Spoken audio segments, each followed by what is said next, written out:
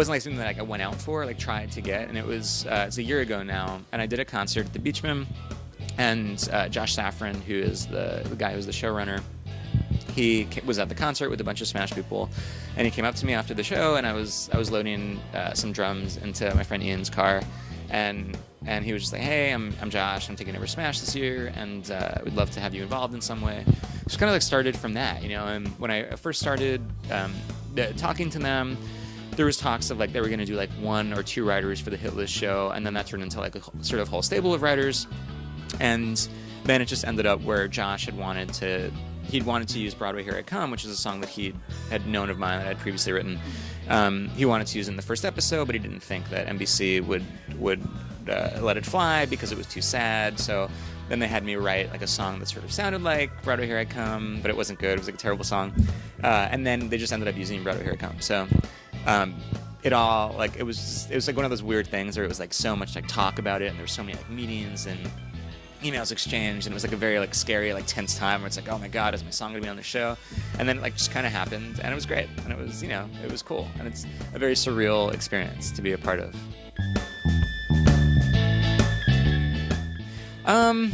I don't know, you know, I think it's been helpful in getting my name out there, and I think that it's been helpful in exposing a lot of people to my songs who normally wouldn't have been exposed to them. So that's been great, but I don't know. It's so weird. It's so weird to say. You know, it's like I'm working on so many projects, and I'm a pretty like hardworking guy. So I just sort of have so many things going at the same time that I feel like it's never until like the dust clears a little bit that I can look back on something and be like, oh, I got that because of that. So I think Smash has been totally helpful, and yeah. It was just very crazy, you know. So much of it was crazy, I think, for me more like because of the people who were around me, you know. And I had at first like I was very like I don't want to like a party, I don't want to like do anything about it. But my girlfriend and my mother were both like, no, you have to like have a party and you have to like make a big deal about it because it's a big deal. So like I had a party in my apartment, you know, like a lot of my friends, and seeing other people's like reactions to it like made me sort of like understand that it actually does like mean something to, I think, to certainly like the family of artists that I work with all the time, because the way we do things, like I wrote the song, but it's everyone, you know, it's a collaboration between everyone. Every song is a collaboration between everyone. And so it sort of feels like having that song on, you know, this huge sparkly TV show, that was like a victory for all of us, you know. And it's like for like every like little gig that we do, and for, you know, every you know work shift that someone has to take off so they can do a concert, like having this song on that show is like a pat on the back, like from, you know, the sparkly people who make decisions like Steven Spielberg, you know. So it's crazy. So it was just very, very strange. And you know, so much of the stuff that I do is like very much in a bubble like of New York. So like family and stuff that I have other places, like they don't get to see any of my stuff. So like to get, you know, like emails and calls from like family in Georgia and like all over the place, so like I'd never seen my stuff, and then, you know, got to see like a song of mine on TV. It was really cool. It was really great. Yeah, it's so surreal, I can imagine. It was just surreal, and I still like, it just feels like I'm like weirdly like suspicious of it, you know, just because it's like this weird thing. Like I still don't get it, and like the song, you know, I'm in my apartment, and like the song's on TV, and then it's like I like a, you know, small apartment. So like my keyboard, I have a keyboard that like I don't have out all the time, as I just have like up against the wall until I need it. So like keyboard's like up against the wall, like right next to the TV, and like it's like, okay, that's the keyboard where like I wrote this song, like, you know, that 2 years ago, and now it's like it's moved from the keyboard like 1 foot over to like the TV and national television. It's very crazy. I didn't. It was like, it was sort of weirdly separate, you know, and I just wasn't around. Like I was out of town the summer when they were filming a lot of stuff, so I just kind of missed all the filming, and I was in the studio just one day. Well, 2 days. I ended up, I think that I'm playing piano on the Broadway Here I Come track and like on TV. I think that's me, because like I re-recorded it one day. It sort of sounds like me. So like I did that, and then I was in the studio when they recorded the lead vocals to the Goodbye song. So that was cool. So I got to like meet Catherine McPhee, which is very sweet. It's very nice, and yeah. No, I mean I didn't. It's a song that like has continually surprised me as far as how people have related to it and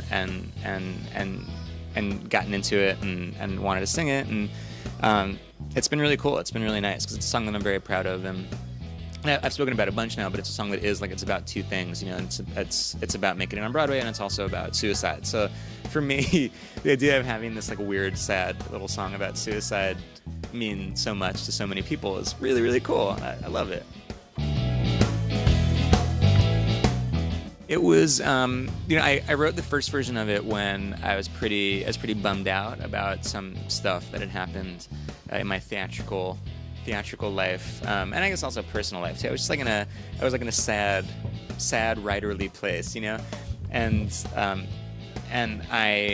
I've been having lots of like, you know, feelings in and of myself about this idea of like what it means to like make it in the theater, and you know, and trying so hard for something, and it's like, do you even want the thing that you're trying for, you know? And so I knew I wanted to write a song that was about that actual feeling about theater, and then I had the idea. I loved the title "Broadway, Here I Come" with an exclamation point, and sort of having a sad song with an exclamation point in the title. And then I started working on that, and then once I like sort of stumbled upon the idea of like someone hurtling towards stardom on Broadway was the same as like someone hurtling towards the actual street of Broadway after jumping off the building. Then it sort of like the song kind of fell into place, and what's funny is that I did the song once I did this random concert at the Duplex, and I did the song at the Duplex. It was like a very different version than it is now. I kind of forgot about it, never did it again, and then I did it like a year later. I rewrote it for a concert for Krysta Rogriguez, and then she was the first person to sing like what the song is now. And when she sang it, it immediately felt like a different song. You know, when I first did it, it was like kind of funny. It was like darkly funny, and she sang it with this like weird dignity. And it was like a totally different song, and that was totally like spoke to her, you know, her brilliance as an actress, that she saw something in it, and that's kind of now what it's become. But it just so didn't start like that. So, yeah. So yeah, and the funniest thing is that, you know, like I'm friends with Krysta, and we do shows all the time, and her Smash stuff was sort of going on like at the same time as my Smash stuff, and like we're with all that stuff that you can't like talk about it, so. Like we'd both like heard rumors about the other one like vaguely being involved with the show. So like we had a rehearsal for something. We're both like, "Are you doing that thing that I've heard about?" It's like, "Oh yeah, you're doing that thing, yeah." So yeah, that was like that, and that's like my favorite thing. Like that, I just feel like we like, you know, like finagled the system or something. It's like so insane to me that like Krysta, like literally is like the first, you know, she was like in the first group to ever sing the Goodbye song. It's also on Smash, and the first person to sing Broadway, Here I Come. That she like. Totally separate from all of that ended up on the show, I think is the coolest thing in the whole world. Oh my god. I'm very inspired by like just people. That sounds like a weird cop out, but I'm inspired by the city. Like I love New York City so very much, and just the people who populate it, you know. They're a constant source of inspiration, and I'm very inspired by like the actual buildings of New York. You know, I love like the history of the buildings, and I get very obsessed with, you know, businesses that have been there for years, and I love literally just looking at the buildings and sort of imagining the people who had lived in them, and you know, like the things that these buildings have seen. So that's always inspirational to me. I'm inspired a lot by music, you know, by like real people music, like not theater music. And movies too. It's you know. But even I say real people music sometimes, but it's not even that, because it's like I don't like listen to the radio, and I feel like a lot of the stuff that's like the popular songs, like I don't know, like I'm, you know, it's like the stuff that even real people are like, the hell is this, you know, like singer-songwriter weird crap. I think if you're someone who's like a singer-songwriter who wants to like go out and perform in places, it sounds like so simple, but just go and do it. You know, I think just putting yourself out there is a huge thing, and not being a wimp about what part of your process you'll let people in on. You know, I think that you just have to like break down some barriers if you're gonna you know, kind of like make it. And I think any art form, you know, you have to be able to like give of yourself in a way that's not gonna freak you out.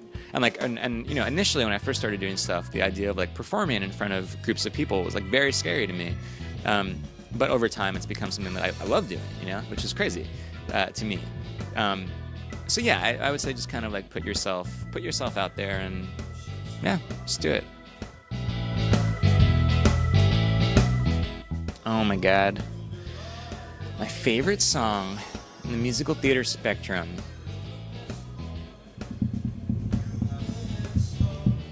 I'll say I have so many, but first one that's jumping to mind is "What's the Use of Wonderin'" from Carousel. I just love that song a lot. I love how simple it is. I love that it's about more than one thing. I would choose. I'm going to say Paul Thomas Anderson, who's a movie director who I love a lot. He did Boogie Nights and Magnolia, which is one of my favorite movies, and There Will Be Blood. And, I would love to make a piece of art with that guy, just because I feel like his sensibility was like very, very inspiring and influential when I first started kind of finding my voice, and I think that he's an artist who kind of reinvents himself every time, or it's just like every movie he's made feels totally like itself, and it feels like it's its own world, but you can still sense him in it, and his voice is so strong, and he's able to maintain his voice while still creating these works of art that are totally unique and of themselves. Yeah. There's a musical that I've been fantasizing about for the past like month or so, and I'm very obsessed with. That I probably don't want to say what it is, but it would be an original musical that's about the city itself.